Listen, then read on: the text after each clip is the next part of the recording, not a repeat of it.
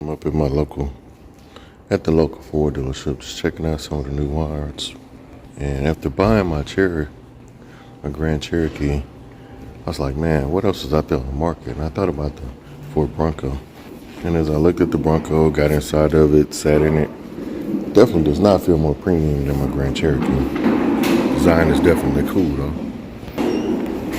Off-road ability.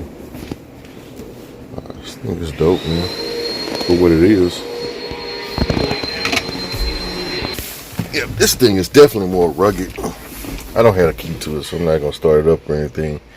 And it's still before the dealership opens, or at least the sales side, so won't be getting any keys.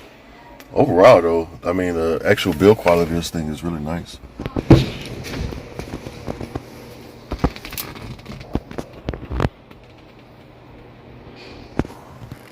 Removable roof. Look, I'm not a serious off-roader or anything like that. I might do a little bit of overlanding, so I think my Grand Cherokee will do just fine. I was sitting in this thing and just looking at the ride height. This thing is freaking massive. All right, it's kind of hard to tell maybe inside of the building and just sitting looking at it on the cameras, but as I was sitting in the driver's seat looking over the dash, I'm just like, this freaking thing is massive. My Grand Cherokee is a lot more luxurious inside, and it's probably a lot more comfortable to just daily. All right, moving on. Next comparison. All right, here we have a Mach-E GT. There's the GT badge. Oh yeah. How sick are these wheels though? And you got the red painted calipers on there. Brembos, baby. Reminds me of my Stinger. Never get tired of this door open. Press the little button here. Door opens. All right. Oh yeah. Let's see what this price tag looks like. $78,000. Dope panel roof though. And check out these seats.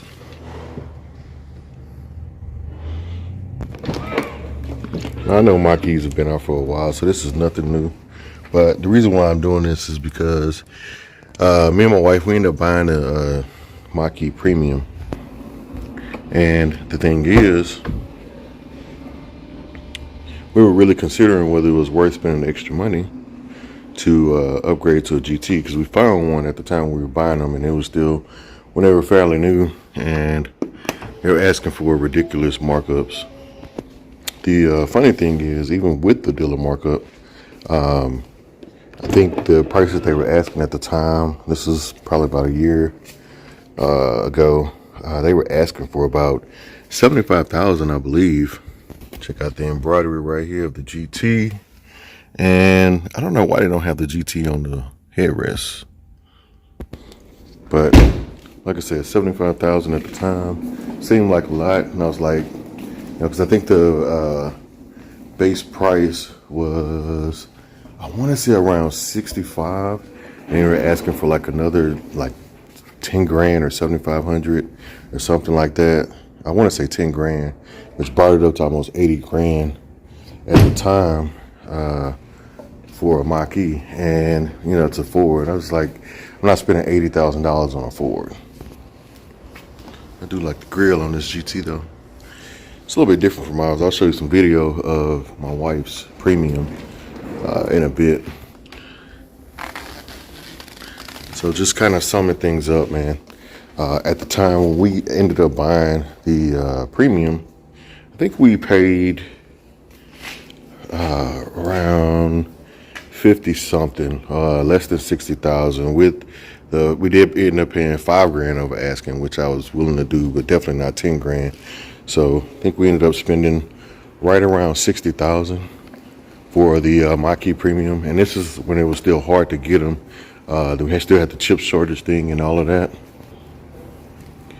So it wasn't a bad price. I think we came up pretty good in the end. It's better than spending 80 grand on the GT. Now the thing with the GT is you get a lot faster of a vehicle. Definitely some upgrades on suspension.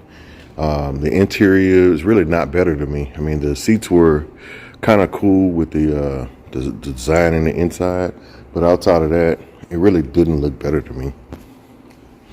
So I think we came out pretty good. The premium that she has actually feels very premium. And again, I'll show some video of that. The downsides of the GT is, I mean, of course, you get a lot faster of a vehicle, but the downside is the thing that's most important to somebody like my wife, who's really just a commuter, and she's not a enthusiast. So you get less range. The premium, I think, has 310-mile range, and I believe the GT lowers you down to about 280 or something like that. Don't quote me on these. I don't know the exact figures, but I'm pretty much in the ballpark. All in all, I think we made a good decision. So, like I said, I'll grab some video of the premium that we end up buying, that we own. We've had for about a year. Have about 18,000 miles on it, and that thing has been great. No real maintenance. We're up at the dealership now, just getting the tire rotation and an alignment, and that's pretty much it. This right here is that I'm videoing is a Mustang, California, I believe. Yeah, so it's going to be Mustang GT, California Special. It's not, it says it in there somewhere. Yeah, you see it. And I think I got video of it before, but that's what they're asking for. And this is a beautiful ride, man, inside and out. The seats are great. I would definitely wouldn't mind having one of these as a weekend toy to have some fun with. Let the top down. Got my wife just strolling. That is a California Special plaque on there. And this one is actually automatic. I know they make it in a manual as well. Alright, but I'll sum things up in a minute. I'll grab some video of the premium that we own, and we'll close things out. Alright, so now we are back home. Let's go and check out the premium. This is pretty much just going to be a quick walk around. And you have to excuse my garage because it's a little bit messy right now. Some of my fun toys are right there. It's not what this video is about though. So as you clearly can see, the wheels on this is a lot different than the GT Premium, or the GT, not Premium, but the GT. This just has some nice black and machined wheels. Brake calipers are clearly not colored like the GT, which is meant for more performance-y stuff. Yeah. Label on the side is kind of the same. I don't remember if it's different. All right, let's get inside. Love that opening. And the interior is pretty similar. I'm gonna turn on the flash a little bit to help me out, because it's kind of dark inside the garage, even though we have the garage up. But as you can see, the stitching along the door and the premium, nice Bang & Olufsen sound system, right? Still have the door seals that say Mustang. On the GT, it actually says GT. You can see these seats, nice stitching. And I must say, out of all the cars I've been in, well, not all, of course, you have some, high-end luxury stuff, which is a little bit different. But overall, man, I must say that the leather, or whatever, eco-friendly material this is that they use on these seats, I believe it's leather though, but this stuff is so soft, man. Sitting in it, it feels so premium. All right, getting inside here, still had that thing flashing up there. That's where it like captures your eyes when you're using like the Blue Cruise while driving. Same center stack tablet interface here, and this dash. I don't know if it captures it here. It has like this carbon fiber, type material here. Of course, it's not real carbon fiber. It has a stitching along the dash, and then it has like this speaker grill thing all the way across the front. And I'll turn the screens on here. I mean, I know I didn't get a chance to do that in the GT, but it's relatively the same. It's gonna be relatively the same thing though. Not really a big change here. Up here, kind of the same.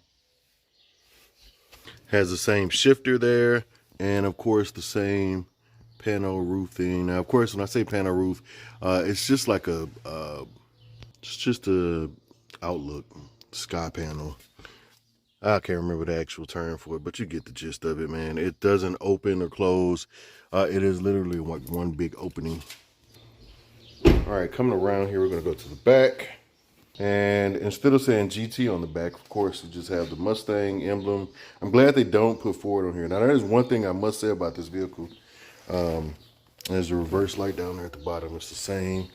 One thing I really love about this vehicle is they don't put Ford anywhere on the vehicle. It has like this Mustang emblem here, logo.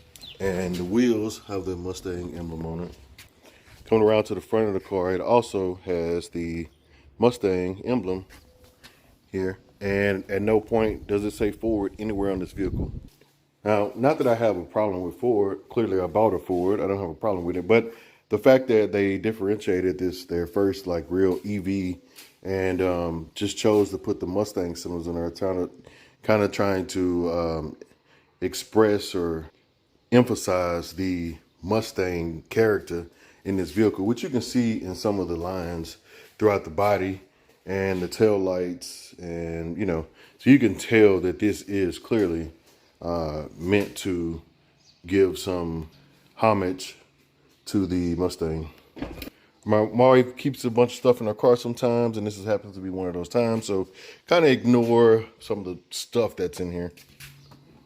But here again, we have the Bang & Olufsen sound system marker there, and there's another one on the door. And then as you get in, again, it's this soft, man, premium material leather. It feels so good. It's so comfortable when you're driving around in it. And again, in the back, you get the Bang & Olufsen marker there. And you still get the charging ports there. You get one USB and one USB-C. Still get this blacked out roof design. And coming around to the back, I'll open the tailgate. So as you can see back here, it's relatively the same. No real difference here. It's the same size, everything. Like I said, the biggest differences between the Premium and the GT are going to be the motor, or the motors, the electric motors. So summing things up here, the electric motor is different. Like I said, the Premium, which is actually really premium feeling. I mean, the seats are really soft and it's just comfortable. The technology in it is great.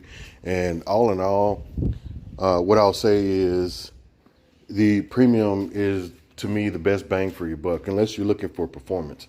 If you're looking for performance, clearly the GT is the way to go. But you do lose roughly about 30 miles of overall range when you opt for the GT over the Premium.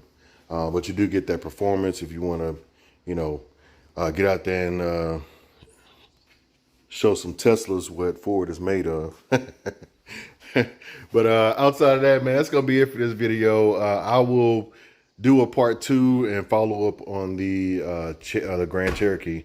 So I just bought the Grand Cherokee maybe, I don't know, maybe a month ago, month and a half maybe.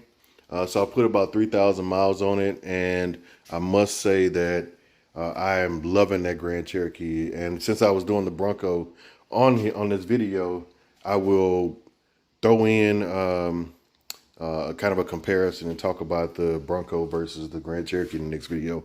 But that's it for this one. I'm about to be out, but I do want to show you the charging port for the Mach-E is right here. We had this port put outside. I did not have to do. So we have a port right here off of the garage. We have a dryer plug right here. So when we first got the car, we were running the plug through the door and plugging it in the side. But the thing is, there's no way to like close the door without having to Dremel a hole or something on the door or under the door. So we didn't want to do that. So we ended up having an electrician to come out, install this plug right here outside. And once we got that plug outside, we just put this little mount here, and we plugged the car up in the garage. Uses a 220 volt plug, and it's great, man. She charges it overnight pretty much every day. Doesn't take a long period of time, a few hours, and she's back to full charge. Anyway, but that's going to be it for this video. I appreciate you guys tuning in. More videos to come.